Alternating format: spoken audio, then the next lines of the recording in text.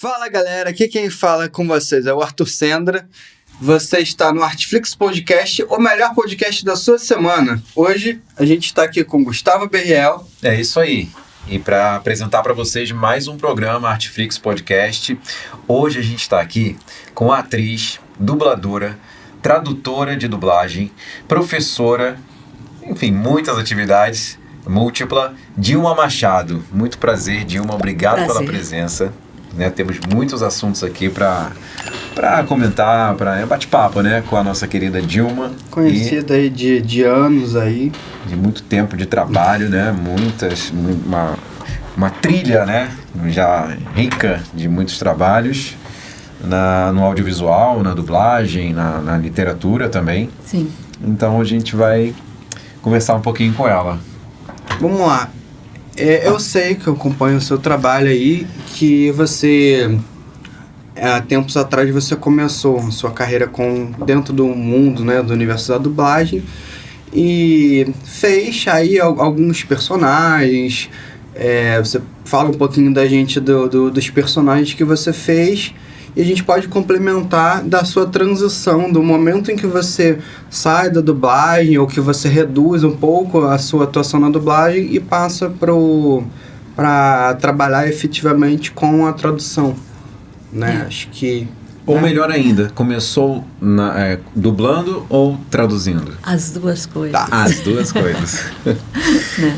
Na verdade, eu fiz o curso de dublagem primeiro. Né? Naquela época, foi em 1995, né? Eu fiz o curso com o Alexandre Lipiani, já falecido. Depois eu fiz com o Newton da Mata, famoso, né? Fazendo a voz do Bruce Willis. Fiquei um bom tempo também com ele.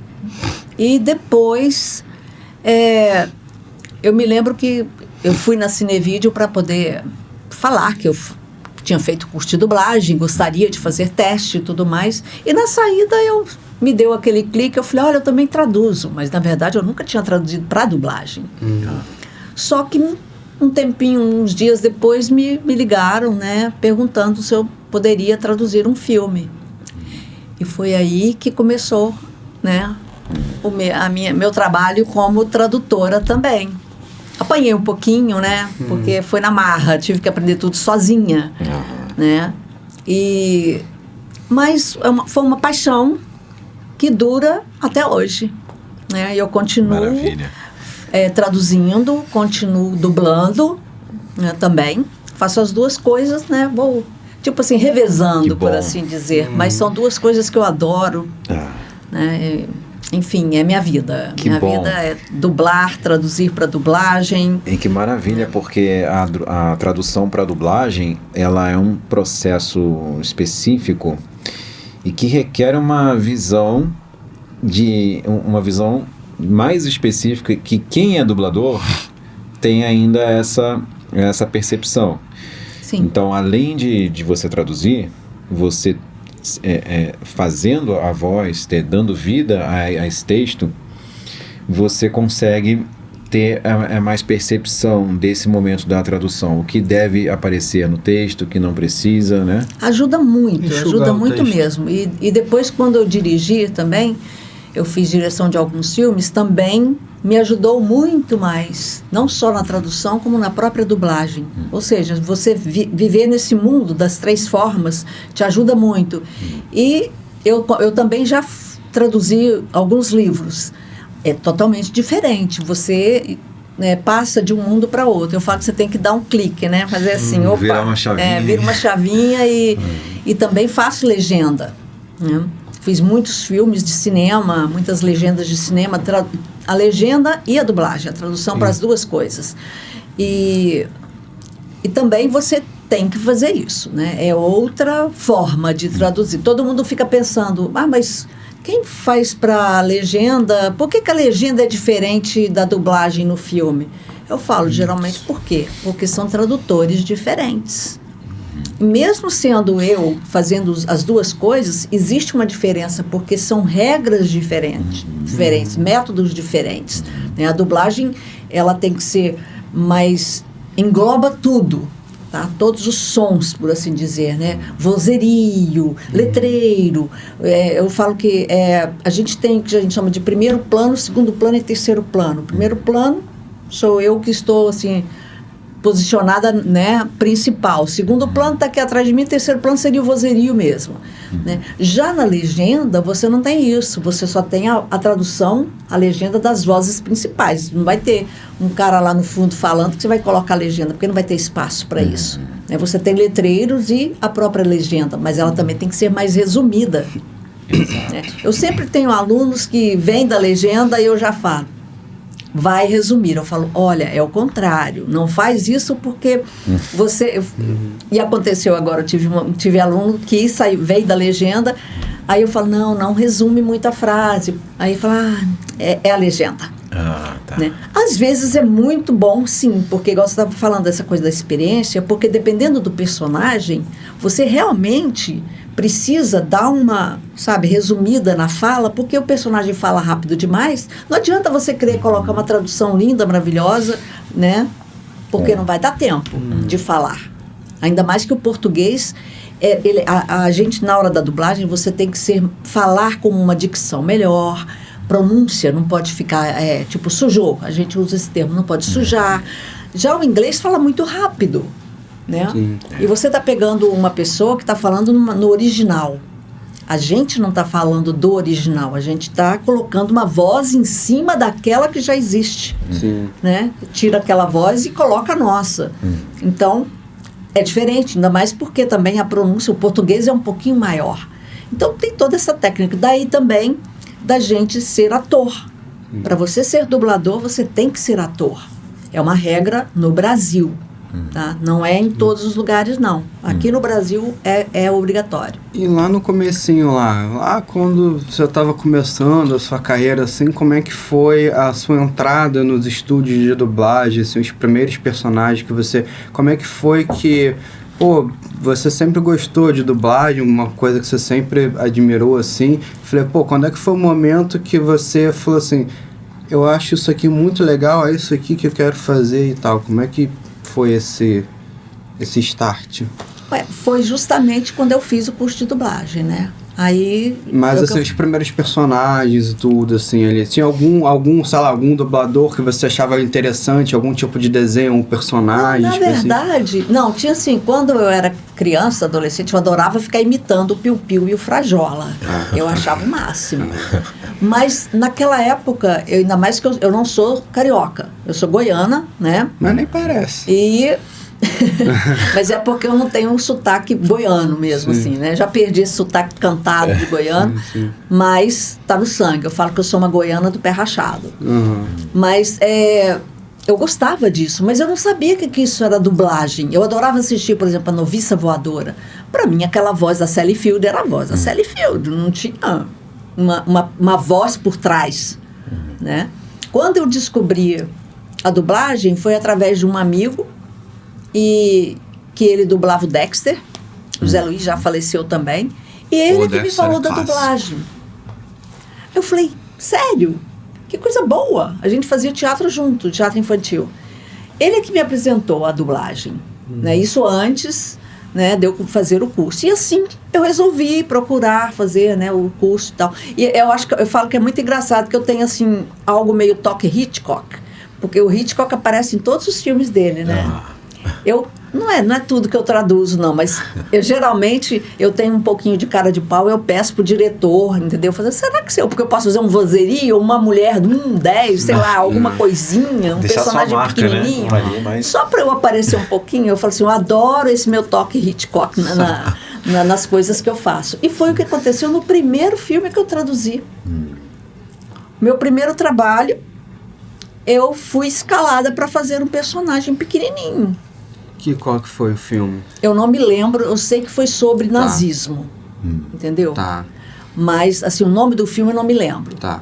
Mas fui lá, o diretor me escalou, eu fiquei toda feliz, claro, e nisso é esse momento que eu acho que veio tudo junto, porque eu queria traduzir, eu queria dublar, entendeu? E, enfim, eu tinha que me especializar nessas coisas.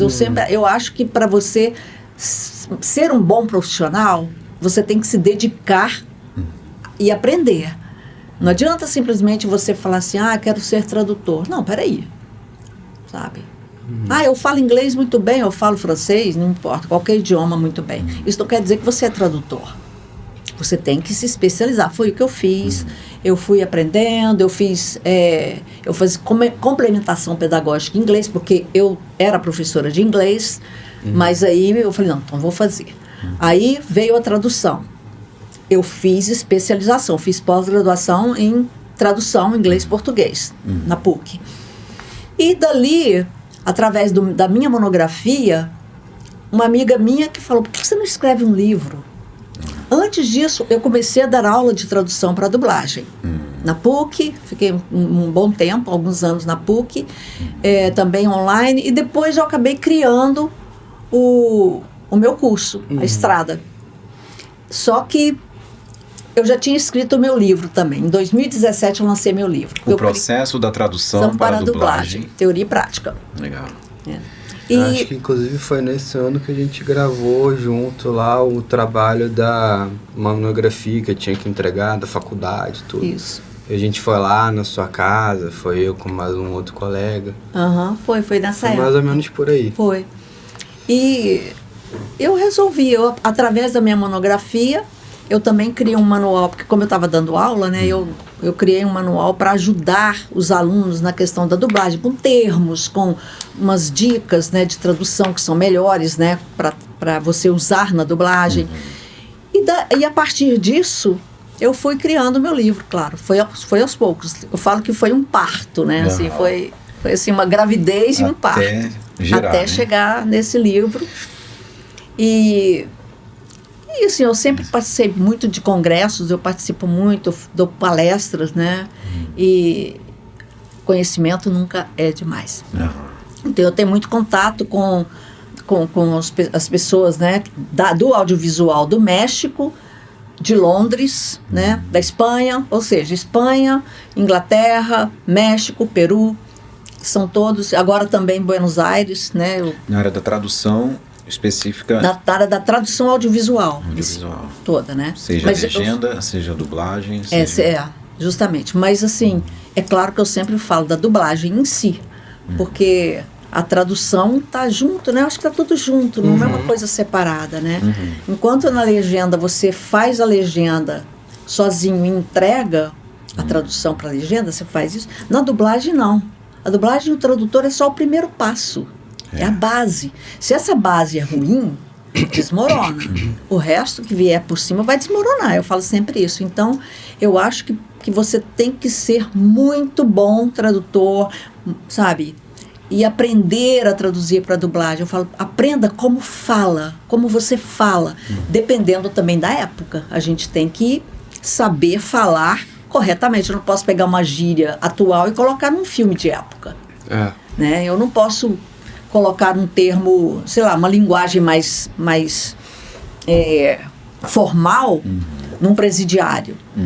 Tem que trabalhar isso. Tudo isso. São muitas variáveis. São, né? muitas. Não só de época, de tudo. A questão social, tudo, né? Eu falo, a sigla é COQ, Q-O-Q. Quando, onde e quem. Ou quem, onde, quando, não importa. Porque quem fala, onde fala e quando fala.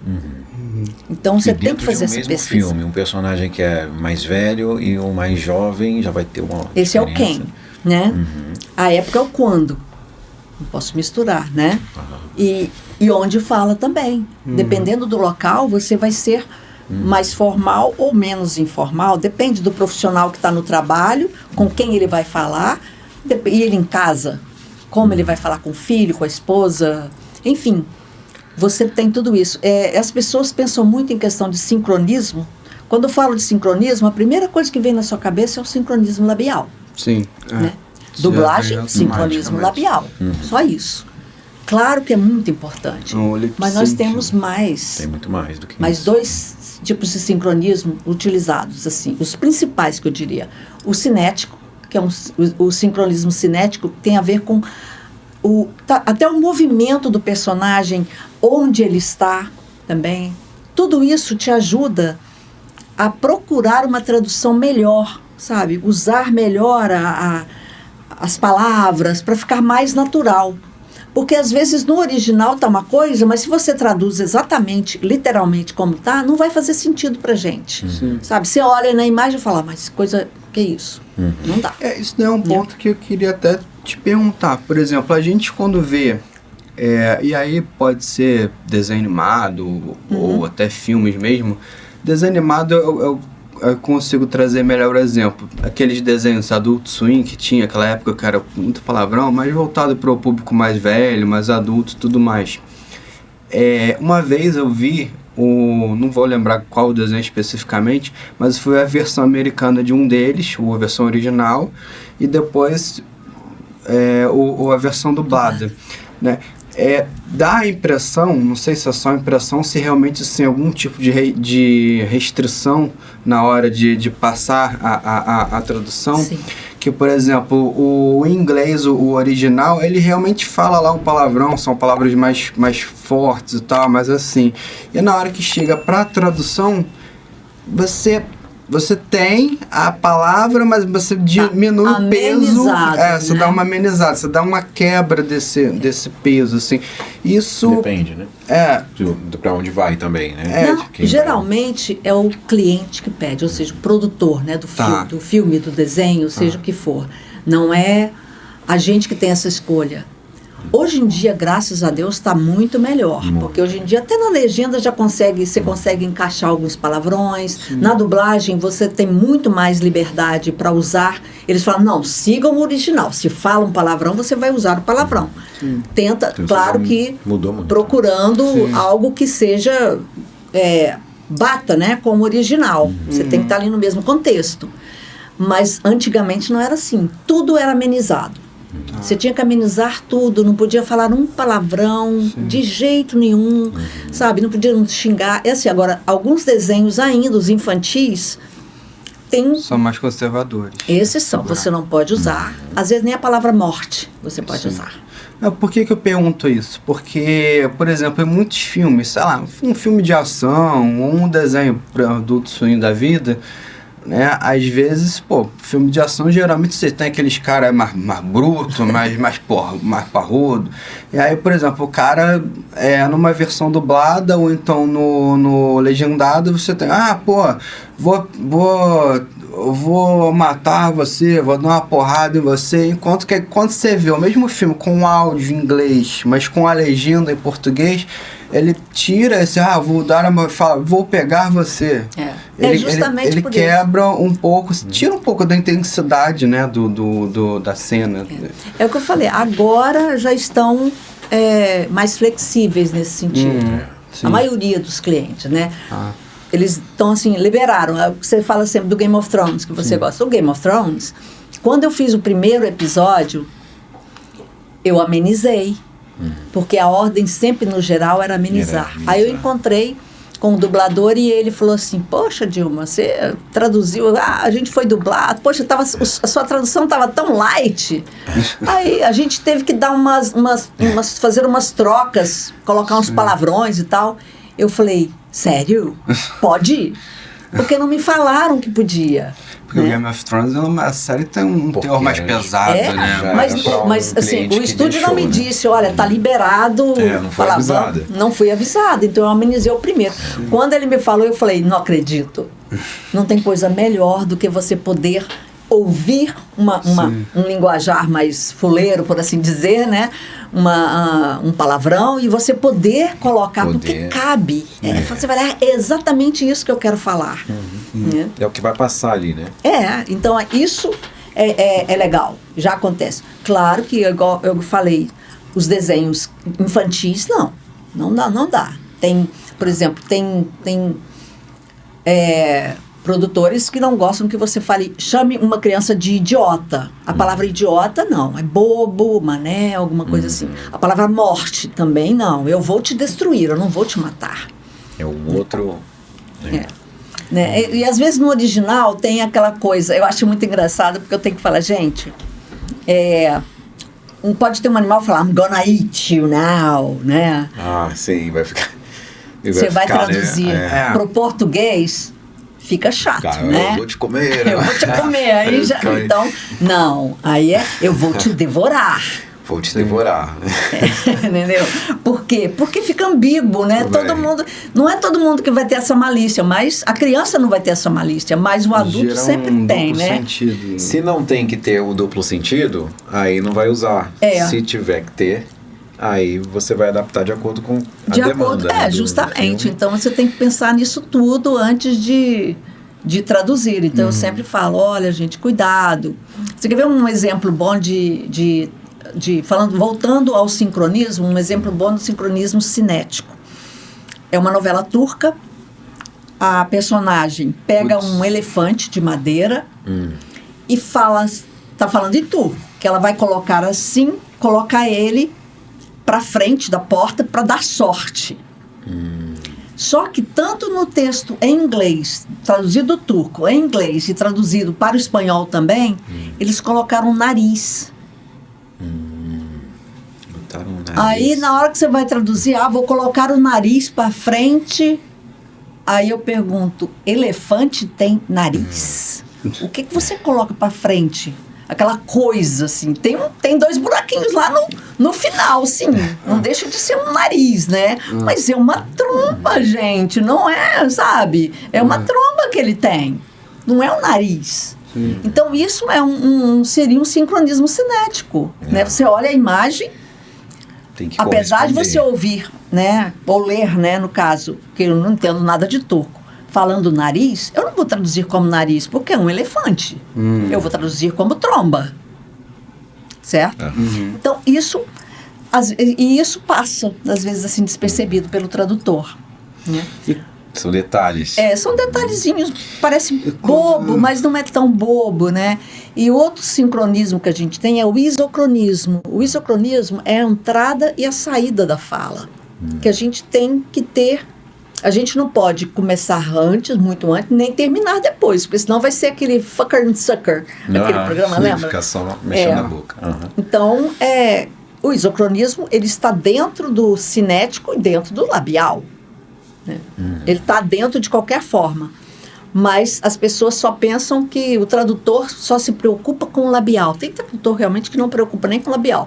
Mas é uma preocupação que a gente tem que ter mesmo, sabe?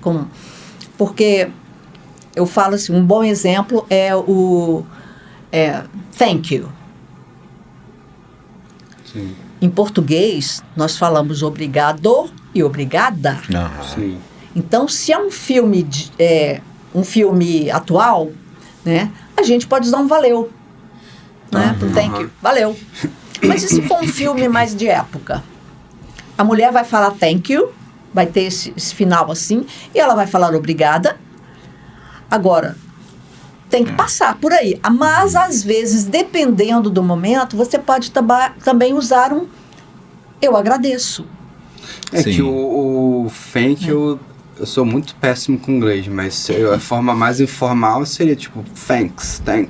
Tem essa também, mas aí na tradução pode não combinar na labial. Muitas vezes as pessoas acham que não vai combinar, e quando você, na prática ali, como você coloca a palavra, isso passa e é tranquilo, e às vezes o texto ele é tão bem feito e tão bom, que encaixa tão bem, que é melhor do que se fosse certinho, na labial certinho, colocar aquela palavra que não ia combinar tão bem. Justamente. Né?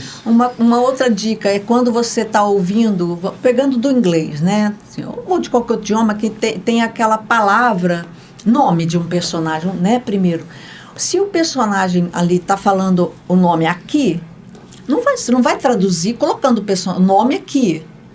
Porque você tem que aproveitar aquela oportunidade de sincronismo labial. Aí, mas como é que eu vou fazer? Inverte. Sabe, às vezes você pode inverter a coisa, dá um jeitinho de deixar o nome no lugar. Ou uma palavra que combine muito mais na tradução, parecida com o português, né? Com o inglês e português, que as palavras são parecidas. Então, tente colocar aquela palavra onde ela está sendo dita, justamente para facilitar a questão do sincronismo labial, e para o dublador também, porque se você coloca longe, o dublador fala, mas acabei de escutar aqui, agora eu vou ter que falar lá no final. Confunde. Sabe? Atrapalha o dublador. Né? Até numa legenda também. Se você ouve, se você entende, às vezes, né, o idioma, e você lê a legenda e também está invertido, você fala, ué, mas foi lá que falou, mas está aqui. Porque você está ouvindo ali, você está com o original, você está com... Então, assim, isso tudo confunde a gente. Agora, imagina na dublagem, sabe? Que você está ouvindo e você tem que dublar, né? Prestar atenção e tal. E você fala, peraí, mas ele está falando o nome aqui no comecinho, e agora eu tenho que falar lá no final. Aí você sai confundindo tudo, sabe? Atrapalha. É claro que você pode, tem dubladores e dubladores também, né? Tem dublador que tira de letra, que não nem, às vezes nem presta atenção naquilo ali e vai falando, né? Mas eu acho isso importante como tradutora, sabe? De você melhorar o texto sempre sem cuidado. Porque às vezes pensa assim, não confundir melhorar texto com adaptação. Mudar tudo, né? Mudar tudo. Não, o contexto tem que ser mantido. Isso. Então, muitas vezes tem tradutor que não faz isso. Fala, não, mas eu acho que fica melhor assim. Não é questão de você ficar melhor assim. Sabe, se é uma piada, se é um trocadilho, se é um phrasal verb, tudo isso você tem que realmente traduzir, não é literalmente. Você vai ter que adaptar uma piada, né, o que a gente chama de domesticação. Você tem que fazer com que o telespectador, no caso o telespectador brasileiro, entenda e ria da mesma forma que o original está rindo. Então, se você traduzir ao pé da letra, né, literalmente uma piada, pode ser muito engraçado lá no original. Até porque o humor do Estado americano é completamente diferente do humor brasileiro. Outra coisa. E também tem o seguinte, você às vezes, porque isso aqui pode ficar melhorzinho, mas não é isso. Porque tem que manter o que está lá. Então, se a piada não pareceu tão boa, se não funcionou, você tem que tentar manter aquela estrutura, porque se você mudar, mexer, e se você fizer algo diferente, nem que seja para melhor no resultado que você acha, não vai dar certo, né? Não vai ter o efeito Às esperado. vezes você faz uma adaptação, sempre que você adapta alguma coisa, porque aquilo que você adaptou, que você trocou aquela palavra, vai ser repetida lá no final, no meio do filme, por exemplo, você coloca ali uma observação para o diretor. Por favor, mantenha essa palavra, porque ela vai ser usada mais adiante. Né? Tá ali, sei lá, no meio do filme, enfim. Porque senão, o próprio diretor ou dublador pode querer trocar.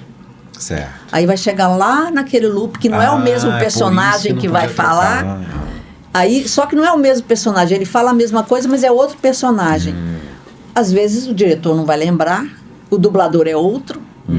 E aí? Perdeu aquela essência, né, que a gente queria, perde. Por isso a gente tem que...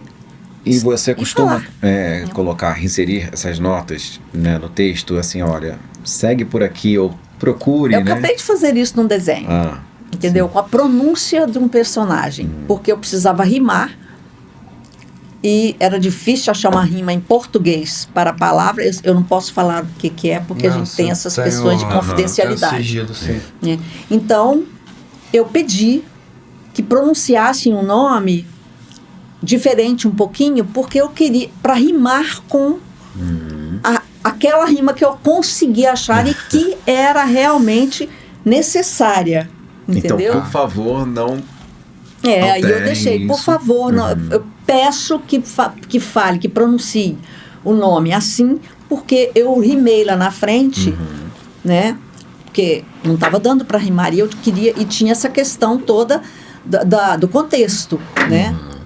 Sabe, tinha que ser um cachorro, então eu fiquei naquela, ai meu Deus, deixa eu sair procurando, né? E aí, enfim, a gente tem que achar uma saída, mas essa saída a gente tem que falar também.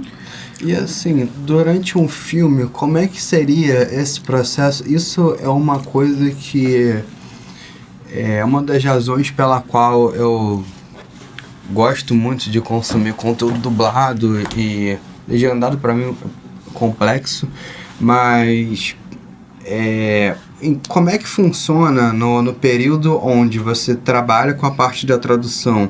Vai encaixar as legendas, aquele timing da legenda, porque eu consumir um filme de 2 horas legendado é muito cansativo para mim, porque ou eu tenho que ver o filme ou eu paro para poder me concentrar na legenda, porque a legenda é muito rápido, as legendas passam, na hora que eu tô começando a ler já tá tipo na terceira fala do personagem, então é impossível, para mim torna-se meio que inviável, entendeu? Você conseguir dar conta de ler tudo, ainda parar para prestar atenção no filme. Tem algum tipo de regra, de norma que você tem que ter um time, um tempo de duração para a legenda ficar na tela? Ou se você quiser, sei lá, não, eu posso esticar aqui e deixar mais uns 10 segundos aqui a legenda? Não, você tem o que a gente chama de CPL e CPS, que é caracteres por linha e caracteres por segundo. Tá. Né? O caractere é cada letrinha, uma vírgula. Então você tem aquela medida e aquele tempo. Né? Que é muito rápido. Tem que caber ali e tem um tempo para ficar. E tem um tempo para ficar. Então, ele não pode, por exemplo, vamos dar um exemplo aqui de mudança de cena. Você não pode mudar a cena, e a legenda da cena anterior ainda continuar lá na tela aparecendo para você. Teoricamente, esse tempo dessa transição, ninguém começou a falar ainda, né? Não teve uma outra fala. Então, teoricamente, você daria mais tempo para a pessoa conseguir ler aquele texto. Às vezes, essa mudança de cena já vem com uma fala em cima. Entendi. Tá. Então, é aquela coisa, vem a legenda aqui, já mudou a cena, você tem que ir com a outra, sabe? Não tem nem é como muito rápido, ficar. né? Então, esse é um dos exemplos que a gente tem. Essa própria série do Game of Thrones, assistir essa série legendado, cara, deve ser difícil, deve ser complicado, porque assim... Primeiro que são, milhares de personagens, milhares de subtramas e milhares de coisas simultaneamente acontecendo na série, né? Assim, para você tem que conseguir pegar o ritmo, o time da história, senão você já se perdeu ali no meio, você não entende. Eu acho que é uma questão do costume, né? Porque também tem... A gente consegue perfeitamente acompanhar com a legenda. E é uma questão também do costume. Eu tive a honra, tá, de seguir um texto da Dilma na dublagem do Game of Thrones, fazendo um personagem. E eu senti... o Robb Stark. E eu senti o texto muito fiel ao que seria a atmosfera da linguagem de época, né? Porque é uma linguagem de época, e com a organização gramatical também, a sintaxe, né? Bem de acordo com a época. Isso foi muito interessante de analisar.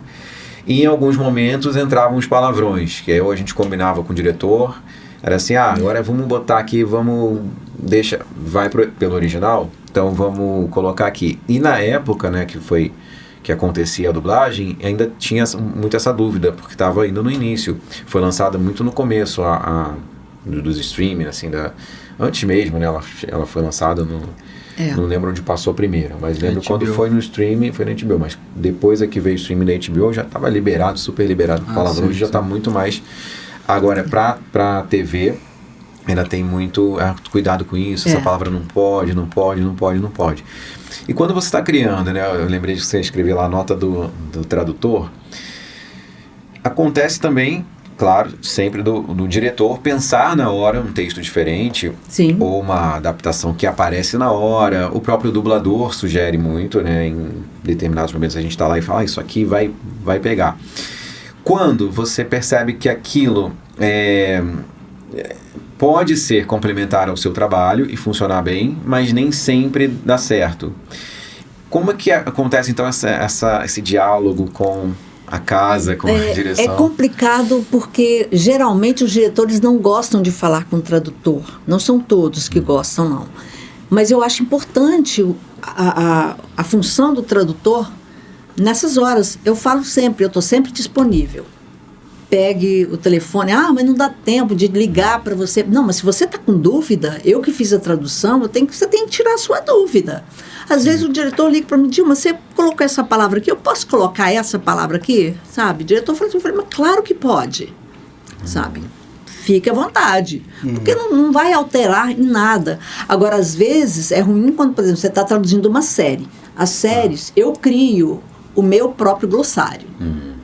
Aí vai que passou o episódio 2, 3, tem uma palavra, um termo que você usou. O diretor vai e muda aquele termo, mas não te avisa. Só que aquele termo aparece lá no episódio 7, de novo. Eu vou lá no meu... Opa, isso aqui eu já usei. Vou lá no meu glossário. Eu vou colocar o quê? Aquilo que eu coloquei lá no episódio 3. Às vezes o diretor pode não lembrar. Porque já passou um bom tempo. Ou até pode mudar o diretor. Né?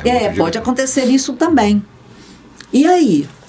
E também é o que eu falo, pode ser outro dublador que está falando aquele mesmo termo, aquele mesmo... Ou seja, talvez o nome de um local, alguma coisa assim que você decidiu deixar no original ou traduziu, enfim. Você fez uma adaptação ou não, mas você tem que manter. Aí eu acho importante o diretor chegar e falar, olha, aquela palavra eu troquei para isso. Porque aí eu vou lá no meu glossário, primeiro eu vou ver se realmente seria, né, essa troca foi boa. Né? Porque se não for boa, eu vou falar assim, olha, infelizmente essa troca não foi boa. Funcionou muito. Sabe, né? Aí, mas é difícil a gente ter esse contato. E eu acho tão importante, sabe? Essa acho troca muito importante. É muito importante. Quando tem, por exemplo, você quer... esse personagem aqui tem um indicativo de fala... Vamos pegar assim, um exemplo. Ele precisa falar errado. Ele precisa errar a gramática. Qualquer ideia assim. Você ou tem um sotaque, precisa de um sotaque específico. Você coloca também a indicação? Ou tenta passar para a direção? Olha, geralmente, assim, por exemplo, o inglês texano, por exemplo, né? Sempre a gente traz para o sotaque caipira. É claro que eu vou escrever lá, sotaque caipira, entre parênteses, para o diretor saber, né, o dublador saber também, que ali ele tem que colocar um sotaque caipira. É claro que eu não vou escrever como a pronúncia, né? Porque senão, como pronuncia, ninguém vai conseguir ler, né? Sim, só fica eu que sou aquela goiana. coisa, né? Então... Como aparece no Chico Bento, no balãozinho na fala, é pro você. Então, assim, eu não posso escrever desse jeito. Eu posso escrever... se eu quiser uma palavra mais específica que seja daquele jeito, aí eu coloco entre aspas. Certo. Né? Ou se não, eu coloco também aquela pronúncia, eu escrevo normal, mas coloco a pronúncia entre parênteses para o diretor saber por que eu quero aquilo. Porque às vezes não vai nem entender que palavra é essa aqui, né? Então, é igual, tem sotaque francês. Eu não posso, na minha fala, na minha tradução, colocar aquele monte de R, entendeu? Porque aqui vai ser assim, né? Colocar feminino no lugar do masculino. Não. O dublador, geralmente, eles escalam dubladores que têm um pouco de noção do francês para poder fazer o sotaque, né? E, bom, eu acredito que façam assim, porque eu já dublei francês também, né? Tem alguma ideia? E o diretor, como eu falo francês, ele falou, dubla essa mulher aqui e tal. Eu já fiz 2 personagens assim. Então, mais ou menos você tem a ideia, mas você não pode traduzir como você vai pronunciar. Não, o dublador é que vai ler e vai colocar o sotaque em algumas palavras, né, para ficar parecendo que é um francês falando português.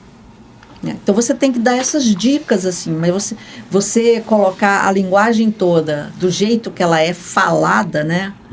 Aí se atrapalha, o dublador não vai saber ler. Porque vai ser de um jeito, que você pode escrever de um jeito, mas poderia ser de outro. Sabe uma coisa que me incomoda muito e hoje em dia virou moda no jornal, nas novelas, entre todo mundo, é a palavra evidência. Evidência. Gente, e isso, eu já tenho uma amiga que ela é advogada e ela deu um curso pra gente, ela ainda explicou. Gente, não é evidência, entendeu? Evidence, não é evidência. Mas aí todo mundo fala assim, mas na dublagem fica bom, porque o sincronismo não é evidência. Eu falo, não pois é, mas não é. E eu falo assim, pior, na legenda colocam evidência, que é uma palavra desse tamanho, sendo que deveria ser prova, que é desse tamanho. E eu ainda falo, gente, o evidence pode ser até indícios. Há indícios de alguma coisa. Mas se você tem provas de um crime, você não tem evidências de um crime. A palavra evidência, assim, dita, geral, foi o que ela me disse, que legalmente a palavra evidência nem existiria. Né? Mas virou moda, todo mundo fala evidência. Né? É igual o quão, que voltou agora, né? Quão quão longe você viajaria? Tá assim, eu falo, gente, é uma coisa tão assim, retrógrada, né? Aquela coisa que você pega, gente, quão bonita ela é. Isso quando usam certo, quando usam quão e de outra forma que não era pra usar. Pois sabe? Mas eu falo assim, how pretty is she? Eu falo, mas ela é bonita? Ou você acha ela bonita? Eu não vou perguntar quão bonita ou quão bela ela é. É natural? Não é natural. Então tem esses falsos cognatos. Cognatos que vão pegando, que vão entrando, sabe? Eu falo muito isso porque é meu amigo hoje em dia, eu falo que é meu filho, que é o Paulo Noriega, que eu gosto muito, um excelente tradutor, e ele também defende isso, sabe? Essa coisa de você domesticar. Se você pode usar uma palavra em português, por que você vai usar em inglês? Sim. Não é todo mundo que vai entender. Mas hoje em dia todo mundo entende, porque tem as novelas, tem isso, aquilo. Não, gente, não é bem assim, não. Olha a população brasileira. Sabe? Não é todo mundo que tem acesso a streamings, a Netflix, a seja o que for. Porque também ninguém é obrigado também a falar ou dominar o inglês. Tem gente até que, por exemplo, que poderia fazer, mas simplesmente não liga, não interessa. Não muitas vezes fala assim, mas eu escutei essa palavra, mas escutou essa palavra em português, não sabe que palavra que é, procura um dicionário para saber o que é. Mas depende muito, porque eu falo, gente, na dublagem nós estamos lidando com algo prático, né? Que é a fala natural, mais natural possível. Isso, para você entregar. Se você realmente tiver que usar uma palavra difícil, geralmente é o que eu falo assim, aquelas coisas assim, pode ser um juiz usando um termo que ali sim, você não vai poder mudar, né? Um crime, por exemplo, a gente não tem crime de primeiro grau, nem de segundo, nem de terceiro grau. Às vezes você vê isso, as pessoas falando na dublagem, crime de primeiro grau, ou na própria legenda aparece isso. Nós não temos isso. Na nossa lei, na lei brasileira não tem, sabe? Então precisa ter a realidade, né? A nossa realidade. Tem que saber. E assim, é mais complicado ainda, que essa minha amiga, ela fala assim, detalhe, você tem que saber em qual estado realmente está acontecendo esse termo, porque tem diferenças no próprio termo em lugares diferentes dos Estados Unidos, ou até para a Inglaterra também. Para a Inglaterra não, para a Inglaterra também. Aí eu falo, mas aí é muita pesquisa para você sair. É muito específico. E também específico. Se a gente for pensar... Até aí não dá, falo, não vai dar tempo. Mas aí eu falo, mas qual o melhor, assim, sabe, assim... esse aqui é mais dito, né? Então vamos por aí. Você tem que explorar os amigos, assim, nessas horas. E você, assim, na sua carreira lá, indo um pouquinho para a parte da dublagem ali, lá no começo da sua carreira, você lembra qual que foi o primeiro personagem que você dublou? Ou qual personagem que te marcou mais, assim, que tipo assim, a minha marca é personagem X. Tem o Hantaro. Hantaro. Como é que foi, então, o processo do Hantaro? Na verdade, eu fui chamada para fazer a tradução da série, do desenho. Do anime. Do anime, né? E aí, também fui chamada para ir para o Japão. Que máximo. Para reunir com a Showpro, que era a produtora do Hantaro. Porque o Beto não falava inglês, eu falava inglês, então eles queriam alguém, né, para ajudar, como intérprete quase, né, mas não era bem isso. Mas enfim, fui, e nessas horas, quando você tem testes de voz, né, e geralmente eles pedem 3 vozes para escolher uma. Sim. Foi tudo feito, as escolhas. Inclusive eu tinha feito o teste de voz para a mãe da Laura. Porque eu falava, a Laura, minha filha é Laura. Então, eu falei, vai ficar bem assim, né? Aí minha voz não foi aprovada. Por quê? Porque o cara lá falou que a minha voz era muito sexy para ser mãe, ter voz de mãe. Eu falei, nossa, obrigada. Né? Eu não concordei não, mas falei, tá bom. Mas foi um elogio. Foi um elogio, então tá bom. Aí, quando chegou a questão da voz do Hantaro, ele não aprovou nenhuma. Ele falou, vou querer mais 3 vozes. Quando só para tirar uma dúvida. Quando você fala essas 3 vozes, a gente fala, você estaria falando de você criar, são 3 variações das vozes, ou são 3 pessoas diferentes com 3 vozes? 3 testes. 3 testes, né? Não, beleza. Aí ele pediu de novo. Aí eu perguntei para a menina que eu sempre tinha contato, que tipo de voz vocês querem para o Rantaro? Aí ela falou, o mais parecido, o mais próximo do original. E o original, eu traduzi o original em japonês, né? E eu recebi o script em inglês para passar para o português. É o que a gente chama de tradução indireta. O Pokémon também tem alguns assim, algumas temporadas assim. Então, eu peguei e falei, tá, posso fazer o teste? Pode. Mas troca o seu nome.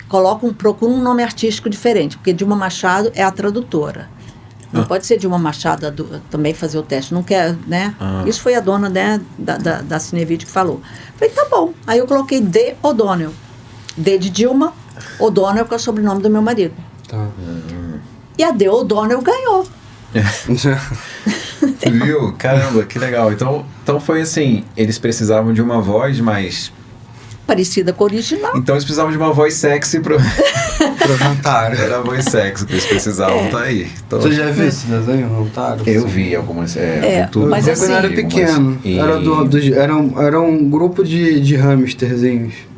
Não, mas eu falo assim, não, a voz sexy, realmente eu usei a voz sexy fazendo a Senhorita Belo, que são os 2 personagens que mais marcaram, né? Das meninas superpoderosas. Das meninas superpoderosas, inclusive, aparece até por isso que eu cheguei até você, que isso me remete para esse desenho, pra minha infância, assim, com vários outros. Marcou muito, assim, né? Porque, embora seja as meninas superpoderosas e tal, mas tinha uma pegada mais... Não sei se dizer mais masculino, se é a forma correta, mas assim, pelo fato de ter a luta, e aí tem os monstros lá. Justamente as meninas. E aí você tinham tem uma força que normalmente era atribuída a heróis, né, masculinos. E tem as meninas, esse contraponto é interessante mesmo. Esse filme, eu lembro, o desenho. E aí sempre aparecia nos créditos finais ali, com as vozes, chegava uma hora que aparecia, falava lá, Dilma Machado. Não vou lembrar agora o nome de todos. Aqui já usou Dilma Machado, né? Nas Superpoderosas. Não, aí foi só no Rantaro que foi a D. O'Donnell. Aí eu voltei pro meu nome normal.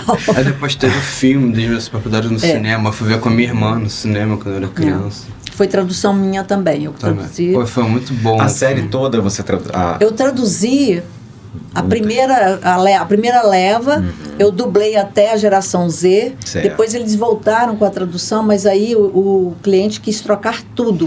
Trocou tradutor, trocou personagens, trocou tudo, esse né? soft reboot, remake dos desenhos, você não chegou a participar não, né? Não.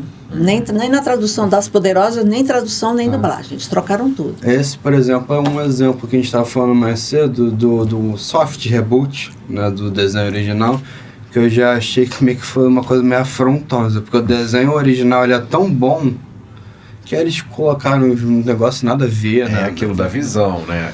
O remake pode não ser muito bem aceito, mas tem um lado de homenagear o original. De certa forma, você está levando... As pessoas que vão conhecer o remake, porque não eram nascidas, ou não, elas podem agora conhecer... É que nem você botar lá o desenho ou faz um filme do Pokémon, sei. Aí alguém que não viu o filme, não viu o desenho, vai voltar lá pro Pokémon para assistir. Você cria um efeito gera o interesse, não, por exemplo, o desenho, não a série de gente, né, de pessoas, né, que eu falo live action, né, da família Doremi. Não sei se vocês lembram, bem antigo, né? Lembro a família Doremi, eu cheguei a traduzir de novo, para usar um vocabulário mais atual. Inclusive, eu acabei dublando a Shirley, que era a mãe dos menininhos, entendeu?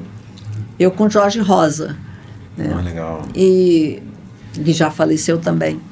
Então, foi muito legal dublar a Shirley também. Né? Teve um outro desenho chamado Histeria, que era um desenho sobre a história americana, mas contada de uma forma engraçada. Então, e tinha muita música. Né? E era um desafio para mim, porque eu tinha que pesquisar a história, porque ali não era brincadeirinha, né? Eram cenas verdadeiras, contando a história como feita, mas através de música, através de brincadeiras e tudo mais. E tinha uma personagem que era a Desinformação. Desinformação. Na verdade... Mas você que criou esse Criei termo. esse Mas por quê? Porque em inglês, qual era o nome dela? Misinformation. Olha só. Misinformation. Só que ela era totalmente burra, entendeu? E quando falava o nome dela rápido, misinformation, você fala realmente desinformação. Sim. Aí eu peguei e falei, pô, desinformação? Porque, né? Sou como desinformação. E eu dublei a desinformação. Legal. Sabe? Que foi também um personagem que eu gostei muito de fazer, né? Porque ela era muito engraçada. O jeito dela falar era muito engraçado. E a voz bem diferente da minha, né? A voz mais aguda, né? Toda assim, espiritada, como a gente fala. E teve o desenho também, Ingyangyo, que são... que tá o... Ingyangyo é... Saranoia? Saranoia, eu dublei a Saranoia, né? Que eu adorava também. Ela era uma bruxa. Ela odiava o irmão. E era muito engraçado. Então, dublei a Saranoia também e traduzi o desenho. Você vai pedir para ela fazer um pouquinho ou vai esperar que eu peça? Tem alguma falinha que você lembra da... Porque desse personagem eu não vou lembrar, mas da Senhorita Bela a gente pede para ela fazer uma palhinha das... Então, você sabe, tem alguma falinha que sim, você já tem, esse aqui é um bordão, ou uma fala que você lembra de uma das nas chamadas, teve umas chamadas que teve da Senhorita Belo. Tinha um quadro no Carta de Corpo, só cortar, porque você falou lá da chamada, eu lembrei. Tinha um quadro. Os quadros pequenininhos, né? Agora minha memória que está falhando aqui, como ela falava. Eu também vou lembrar, mas era alguma coisa, devia ser alguma coisa relacionada. O prefeito está chamando, está acontecendo. Eu sou Sarabella, trazendo a vocês mais um capítulo de... Ai, gente, esqueci. Acho que era isso, era lições de vida.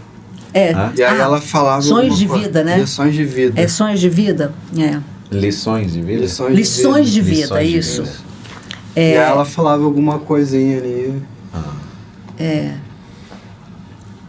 Eu que sou Sarabella e vocês acabaram de assistir algo assim, mas eu não me lembro bem como é que era, não. Então ela falava, eu sou Sarabello e você acaba de assistir Lições de Vida. Essa voz era muito bom. Era mal comparando, era como se fosse esse quadrinho dela. Ela falava, tinha Lições de Vida, que era como se fosse aquela mensagem do He-Man, assim, hoje vocês fizeram não sei o que lá. Aí tinha o fechamento. Lições de vida. Sim, no finalzinho uma mensagem. Isso, era isso. Era um quadrinho E no tipo da Saranoia, da voz, era mais ou menos qual? Bem aguda. Mais agudinha? Era bem aguda. Porque ela falava assim, Max! Você é muito chato, Max! Legal. Depois teve também Princesa Sophie. Essa foi Gossip Girl, né? Princesa Sophie falava assim, porque ela tinha um sotaque francês um pouco mais carregado, não falava muito bem o inglês e eu não podia falar muito bem o português. Então, eu falava com um pouco desse sotaque mais carregado, assim, para falar com todos. Assim, ir lá no original. Muito interessante, é legal. E do... Qual outro que a gente também abordou, que ela falou? Da voz da... Poderosas. Do Hantaro. Do Hantaro. Hantaro. Oi, eu sou o Hantaro. Eu vim aqui para participar do podcast Artflix. Que maravilha. Esse desenho era muito legal. Ele... Olha, os grupinhos de cada criança tinha um hamster. Acho que cada hamster tinha uma habilidade especial, uma curiosidade. Era uma especialidade, uma coisa. Não, e detalhe, eu tive só o nome do Hantaro que eu não escolhi. Os outros, alguns eu mantive porque, tipo, Biju, Penélope, né? Então, era muito. Mas eu tive que escolher os nomes e fazer uma tradução inversa, né? Voltar pro inglês, explicando por que eu escolhi aquele nome. Sim. Você teve que explicar. Tive. Tipo Aurélio. Eu fiquei na casa, eu falei, Aurélio, porque ele estava sempre com um livro, eu falei, cara, Aurélio é o nome do dicionário, né? Então, e ele gostava disso tudo. Aí eu tive que explicar que era porque era o nome de um dicionário, e ele gostava de livro. Enfim, eu tinha que dar todas as respostas possíveis, explicando para eles aprovarem a minha escolha. E você tinha uma liberdade de criação dos nomes, porque isso mudou, né? Você teve um tempo que os nomes eram transformados, eram em nomes nacionais, nomes mais caros do Brasil, e depois foi se perdendo. E hoje já não tem essa liberdade toda, né? Às vezes eles já vêm com os nomes, às vezes, né? É igual o título de filme, a gente nunca escolhe, a gente já sabe que eles é que vão mandar a tradução. Então, não pensem que é o tradutor que faz isso, porque não é a gente que faz essa escolha. Todo mundo diz, o tradutor colocou aquele título que não tem nada a ver com o original. Não, gente, não é o tradutor. É o próprio produtor do filme que escolheu isso porque para ele é mais chamativo, vai ser mais lucrativo, né? Atrair, é questão da venda comercial. Ou mesmo não deixou você usar alguns termos no próprio texto, né? Ou isso foi mudado depois para uma opção da direção. Isso acontece muito também na direção. Às vezes, o que eu falo é que vem o retake. Os retakes, geralmente, já pensam que é erro do tradutor. Mas o retake pode ser. Umas vezes você traduz, já aconteceu comigo de realmente eu errar uma tradução e eles me corrigirem, claro, eu concordo, eu errei. Errar, né? Eu não sou máquina perfeita, né? Não sou isso. Então, concordo. Agora, às vezes, fala assim, essa palavra que você traduziu errada, a tradução está errada. Aí eu falo, não, isso foi trocado em estúdio, não sei quem. A minha tradução foi exatamente o que o cliente pediu. Sabe? Então, e às vezes pode ser na própria mixagem que apaga uma fala, né? Ou o dublador que suja a fala, mas eles mandavam pra gente tudo, assim. Então, eu só procurava ver o que era realmente tradução, o que eu errei, o que eu deveria aceitar ou não, ou justificar, né, a minha escolha, algumas coisas assim, né? Mas, hoje em dia, eu não sei se ainda continua assim. Mas a gente tinha mais liberdade. Eu falando do Rantaro, eu saí homenageando todo mundo. Tinha o Tureco, que era o Sérgio Muniz que dublava. Tinha o chefe também. O chefe, mas ele era Chief mesmo no original. Agora o Tureco não. O Tureco, eu fiz em homenagem ao Tureco da Cinevídeo. Entendeu? O Tureco tá lá até hoje. É uma homenagem, porque cabia, né? Cabia, entendeu?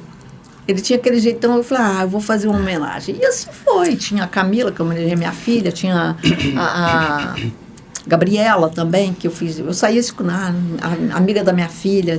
Então eu fui pegando alguns nomes assim. Tem algumas obras que são mais suas. Você vê, isso aqui é a minha cara. Mas outras que você não tem já tanta, né?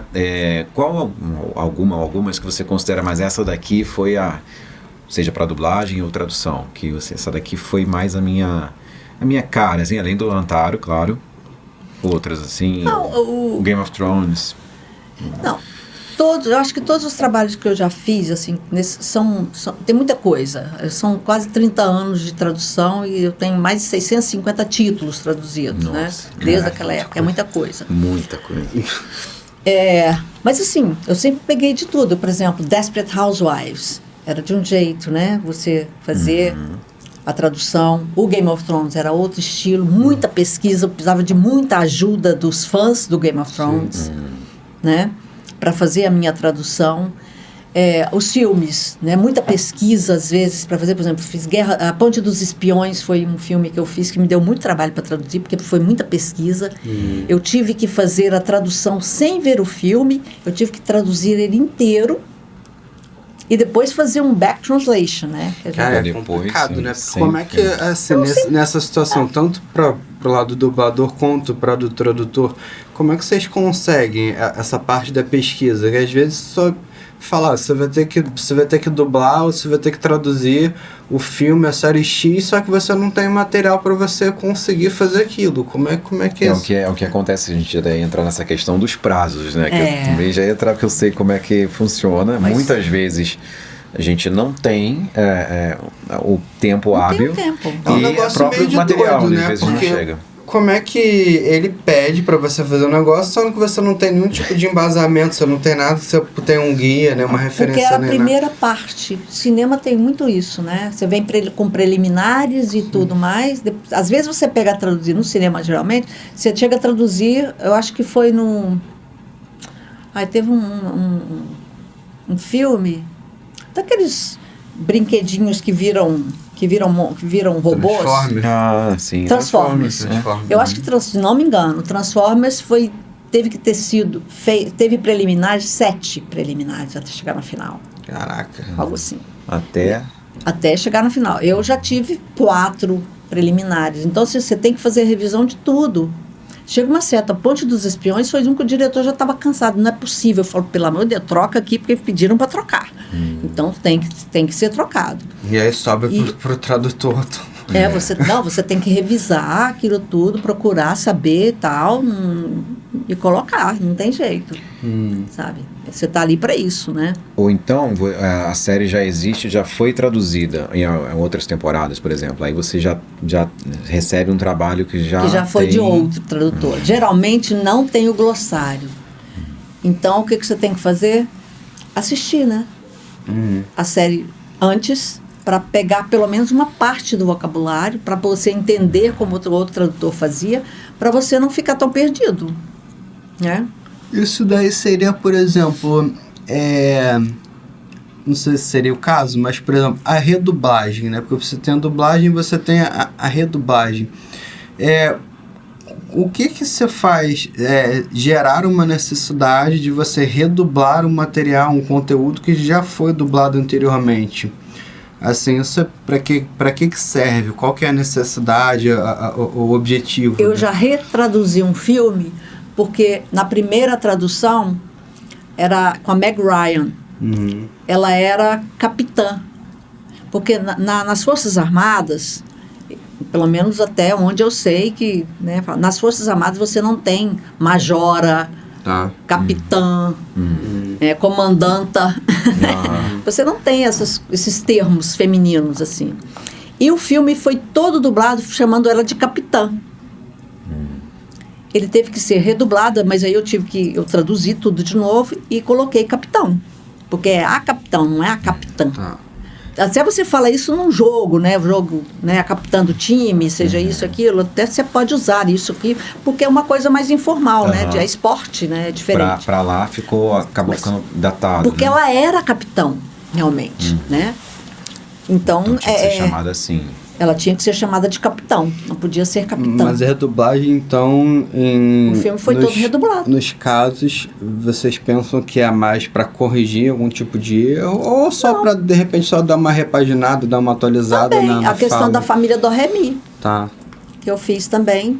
Foi... Porque eu nem sabia que isso existia, para ser sincero. Ser comentado, tem muitas questões, né? Pode ter, sim, então são muitos motivos, então... Porque eu nem sabia que isso existia, eu fui descobrir isso até há pouco tempo atrás. O que? Você tá falando a redublagem? A redublagem. Tem vários casos de redublagem. Eu achava que, tipo assim, você tinha dublagem, ponto, aí, vai dublar outro filme. Depois, quando os anos se passam e cria-se uma necessidade de você redublar, ou um remake, ou... tem certas coisas, por exemplo, Branca de Neve, né? E os 7 Anões. A Branca de Neve tradicional e os 7 Anões é a dublagem, não é a primeira dublagem. A de 37, você fala, o desenho. O desenho. Até hoje as vozes são as vozes originais, né? Então, mas por exemplo, aí, legal esse exemplo. Por exemplo, a gente tem esse novo filme da Branca de Neve, que é o live action, mas aí já mudou, seria... já é um live action, já mudou, né? É outra coisa. É outra estética. Outra coisa, assim, agora... A Cinderela, você vê quantas Cinderelas já tiveram, quantos filmes de Cinderela, mas o desenho Cinderela original da Disney, aquela coisa bonitinha, é aquele com as vozes originais, tudo não muda. Não mudam. Até hoje, se você for assistir Branca de Neve, o desenho Branca de Neve tradicional, você vai escutar as vozes dos dubladores daquela época. Sim. Né? Com a tradução lá do Telmo Avelar, entendeu? Eu estou tentando lembrar o nome da dubladora, que eu me lembro que até a Ângela Bonatti, que acabou de falecer, a Ângela chegou a fazer o teste para a voz também. Ela contou pra mim, ela falou pra mim, eu fiz o teste pra voz da Branca de Neve, mas eu tô tentando lembrar o nome a dubladora que ganhou, né? Sim. Enfim, competindo, e a outra ganhou. Né? Mas a primeira versão, quem dublou a Branca de Neve foi a Dalva de Oliveira, que era cantora, mas não cantou as músicas. Tá. Ela só Tem fez a outra voz que da fez Branca. as Mas isso se perdeu tanto na Disney, né? Tanto lá quanto aqui. Não existe. Por isso foi regravado, redublado, né? Por assim dizer. E é essa versão que a gente conhece até hoje. Sim. Acho que essa aqui, eu tenho uma dúvida, uma questão para você, que eu me pego pensando em algumas traduções e formatação de texto e tal. As pausas, né? Existem várias formas da gente representar no texto ou uma pausa, ou uma fala que foi interrompida, ou então um momento em que o personagem para pensar, que no texto a gente vai representar de algumas formas, seja reticências, ou vírgula, ou ponto e vírgula. Você usa essas estratégias do tipo, aqui eu vou colocar uma pausa, vou botar um ponto e vírgula, ou só reticências. A vírgula que não deve ser para pausa, mas a gente tem que usar por causa da gramática. Como é que você segue esse caminho? Eu faço o seguinte, eu nunca vou colocar uma reticência ou uma pausa no meio de uma frase. Se for uma pausa muito pequena no meio de uma frase que está sendo falada, cabe ao dublador colocar a pausa onde ele achar melhor. Porque às vezes tem uma preposição que ele quer colocar de cá e não de cá. E se eu colocar a pausa depois da preposição, ele quer antes, enfim, não vai ficar legal. Então eu sempre falo para os meus alunos, coloquem pausa entre frases. E assim, de 2 até 3 segundos mais ou menos, coloque uma barra entre frases. De 3 a 5 segundos, 2 barras. Passou de 5 segundos, você repete o nome do personagem em outra linha. Você cria outra linha para o personagem. Reticências você só vai usar quando o personagem for interrompido, ele não termina a frase, né? Porque ele foi interrompido, ou porque ele não terminou um pensamento, né? A forma que ele estava falando. Então aí você indica com reticências. Mas mesmo assim, você procura colocar a frase quase toda, assim, para não ficar para não ficar natural, tipo assim, eu gosto de... Não. Porque aí o próprio mixador pode cortar ali, né, e fazer isso para você, para ficar mais natural. Então, reticências para mim é quando você para um pensamento, né, um raciocínio que você está ali, ou você é interrompido. Aí sim você usa as reticências. Mas eu não posso, tipo assim, 1, 2, 3. Eu não vou botar reticências. Eu vou colocar, dependendo, fazendo aquela contagem, né? Quantos segundos? Né? 1 barra, 2 barra. Ou se for até 5 segundos, 1, 2 barras. Isso já 2, ajuda 2. muito, Né? Ajuda muito. Então, eu faço assim.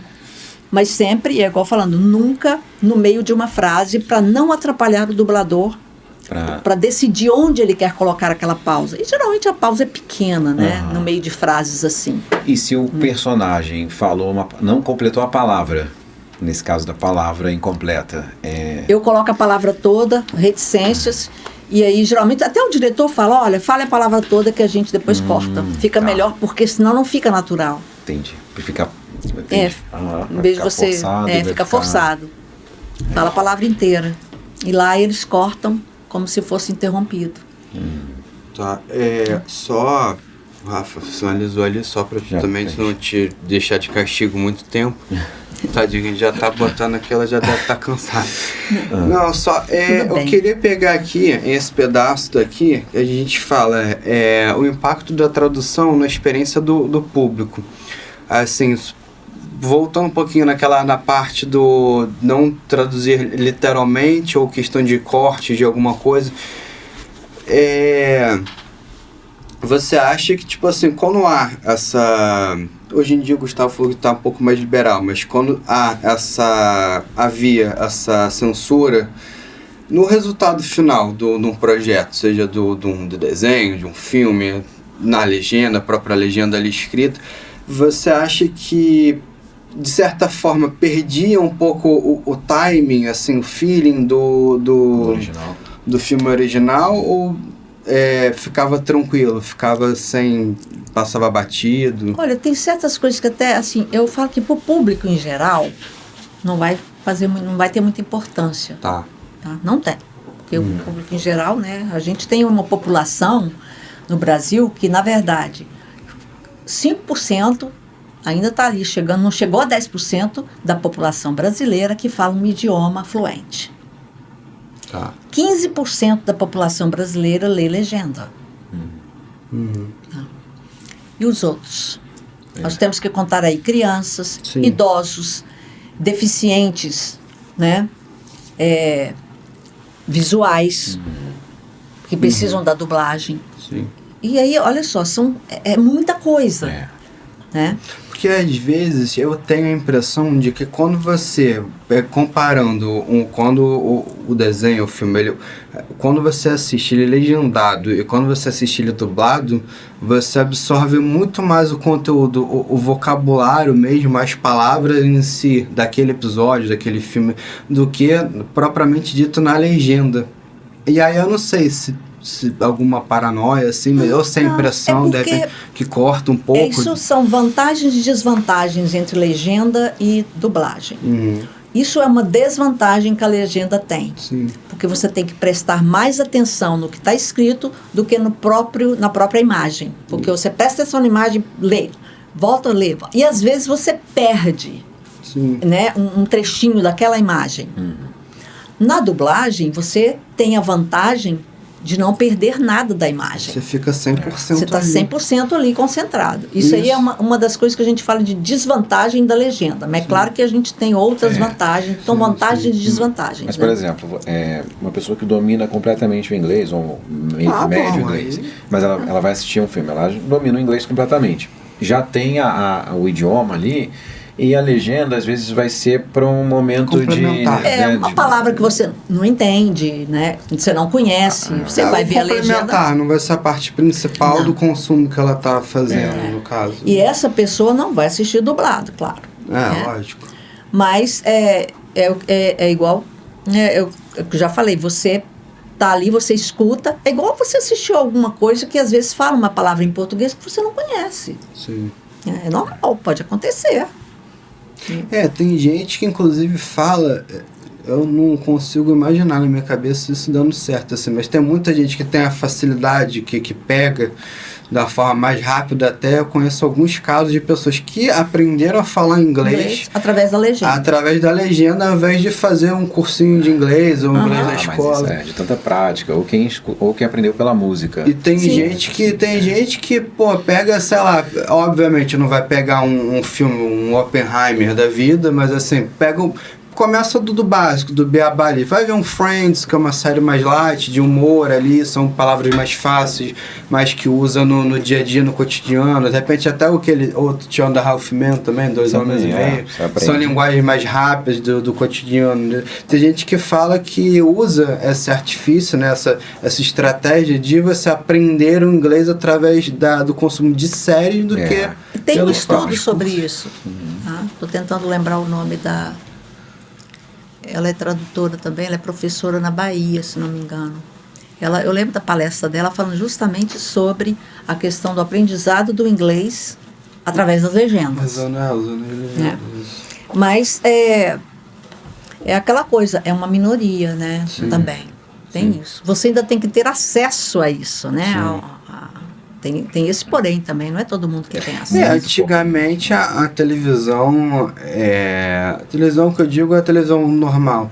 Né? Você ainda tinha ali, mesmo que fosse a TV aberta, você ainda tinha ali, por exemplo, aqueles horários que passavam um desenho, filmes. Hoje em dia não é que não tenha, mas me passa a sensação de que está muito mais reduzido isso e, em contraponto, paralelamente isso daí, a gente fica muito mal na mão dos próprios streamings, né? E aí entra essa questão, assim, como não é a grande maioria, vão ser uma galera, uma porcentagem menor que vai ter acesso a todos os streams, vai consumir tudo que tem ali de lançamento. Tem mais acesso e domina mais a própria língua. Agora, a dublagem ela vai chegar de uma maneira democrática para todos desde a infância, porque todos nós a primeira experiência Sim, audiovisual é dublagem. sempre pela É dublagem. por isso que eu fico... Isso eu falo muito, eu vou falar em todos os episódios que a gente gravar aqui. É por isso que eu fico revoltado com a pessoa que depois que simplesmente parece que dá um clique na cabeça da pessoa... Ah, porra, prefiro um curso de inglês, aprendi a falar, então dublagem agora é uma merda, porque isso é muito ruim, que não sei o que, isso perde a experiência do ator. Aí eu já peguei vários casos assim, eu olhei pra cara da pessoa e falei, cara, você assistiu o Rei Leão legendado? Se você falar que sim, você tá mentindo.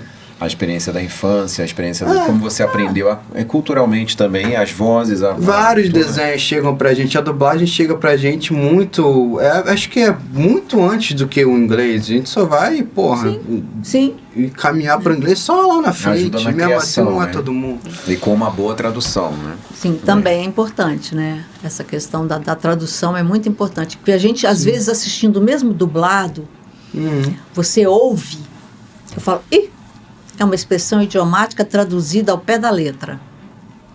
Entendeu? Você. Lá. Não pesquisou. Não pesquisou, não teve Não teve essa a manha de passar de, a opa, cultura inglesa para a cultura brasileira. É uma expressão idiomática e foi traduzida ao pé da letra. Entendeu? Teve uma vez que eu assisti um filme que a menina estava descendo a escada rolante com a mãe e a mãe pergunta, o que é isso, minha filha? Ela fala, é uma mosca, mamãe. Era uma isca artificial. Porque ela fala, no original era, it's a fly. Mas não era mosca. Sim. Né? Fly também é isca artificial. Assim como o pen. O pen não é só caneta. Pen também pode ser um cercado, que a gente lá em Goiás chama de chiqueirinho, aquele cercadinho de criança, que é um pen. Sim. Né? Então não é sempre que você vai, né? Você tem que ver a imagem, né? Por isso Tem é que casar com a importante imagem, no né? audiovisual, quando você faz a tradução, você precisa do vídeo, você precisa da imagem. É o maior guia que você tem, é a imagem e o áudio, né, ali. O script ajuda muito, claro, se ele for bom, né? Porque a gente também pega cada script que eu vou te contar. Ou vem todo detalhado, ou não vem Ou nada. não vem nada. E assim, por quê? Porque a pessoa que fez a transcrição escreveu o que ela entendeu. E se ela não entendeu, ela coloca assim, não entendi, ou tá inaudível, ou, sabe, continua, que continua. Continua, tá aí, e agora o que eu vou fazer? Inventar, né? Porque eu tenho que continuar traduzindo alguma coisa com aquele personagem que continua falando. Né?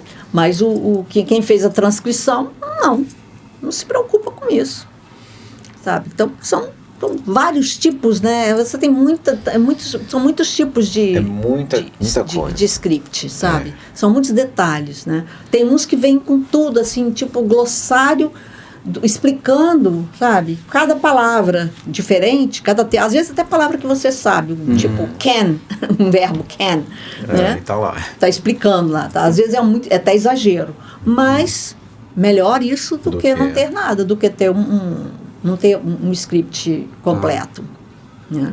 Eu já passei por acho que eu já passei por todo tipo de experiência, assim, sabe? De tipos de tradução, né? Tradução sobre política, sobre hipoteca, sabe? Filmes com termos mais técnicos, com documentários, né? Termos científicos, enfim, né? Desenho, comédia, acho que todos os tipos, né? Drama e terror, adoro terror. Eu também. Adoro terror. Você também. Sou viciado em filme de terror. Primeiro que eu gosto de filme de terror. Nossa, mais um podcast só sobre terror, tá? Pronto, olha aí, a gente pode trazer a Dilma de novo, vamos sentar na mesa, favor. eu, Gustavo e... Está mais que convidada para nosso, né? A gente tem que falar de todos os temas e das traduções de terror também. Que Nossa, Os filmes de terror são eu muito bons. adoro Clássicos. traduzir terror, né? E as pessoas pensam assim, que traduzir comédia e é fácil, né? Eu adoro, acho que comédia deve ser muito legal de traduzir. Está muito enganado. Mas sabe que É mais difícil. aquela época que a gente foi lá e tal, a gente encontrou você ali, paralelamente aquele dali é verdade, para quem não sabe, né? Quando você se forma em cinema audiovisual, você pode optar em ou você entrega a monografia, a parte escrita, ou você entrega um mini documentário. eu por acaso optei, fui meio que louco. Eu falei, não, então eu vou fazer os dois e vou entregar os dois. Então acabou que aí nesse daí a gente gravou lá na casa dela. E aí a minha monografia por escrita, mesma coisa. Mínima que o professor pedia, acho que era 60 páginas. A minha deu 85. Mais as ilustrações. E a minha tese da monografia foi toda 100% em cima de pesquisa, falando sobre filme de terror, os casos reais do... Por exemplo, a gente tem ali Massacre da Serra Elétrica, até houve o serial killer original que...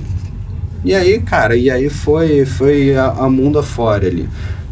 Eu escrevi praticamente um livro lá.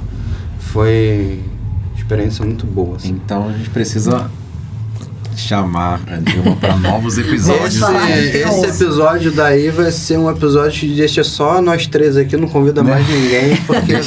Liga a câmera e vai embora. Dilma, queria te agradecer demais. Eu que agradeço. Sua presença, sua participação, seus ensinamentos também, né? Suas pequenas palestras aqui, de palestra em palestra, a gente encheu toda um repertório para dublagem, para tradução muito importante para a gente, né? Para a cultura brasileira mesmo. Então, queria agradecer demais a sua participação. Eu que agradeço, foi um prazer te conhecer. Prazer. Saber que você dublou o Rob. Com muito prazer no seu texto. E prazer te rever também, né? E aí eu vou só pedir aquela palhinha básica, porque a gente tem que fazer o call to action do YouTube, que é pedir pra galera se inscrever no canal e tal. Então, se você puder fazer, eu vou dar essa honra pra Dilma fazer, pedir, se inscreva no canal, deixar o like, se compartilhar, só que com a voz da senhorita Belo aí pra galera. Seria o que Pra cá, né? Aqui nessa câmera aqui. Mas seria, sigam Artflix Podcast. Pode falar assim, não se esqueça... Me fala, né? Me dá, igual sou igual criança. Tio, fala pra mim o que é que eu pra falar. Não, pode falar assim, se inscrevam no canal Artflix Podcast e compartilhem com seus amigos. Pronto. Então, pessoal, aqui com a voz da senhorita Belo, pedindo a vocês que sigam Artflix Podcast e compartilhe com seus amigos, sua família, com todo mundo, porque é muito legal.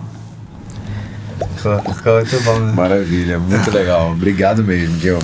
Obrigada. Tá ótimo, então, Dilma. Foi ótimo. Também, né? Cada vez que a gente se encontra é uma aula. Que aula. Nossa.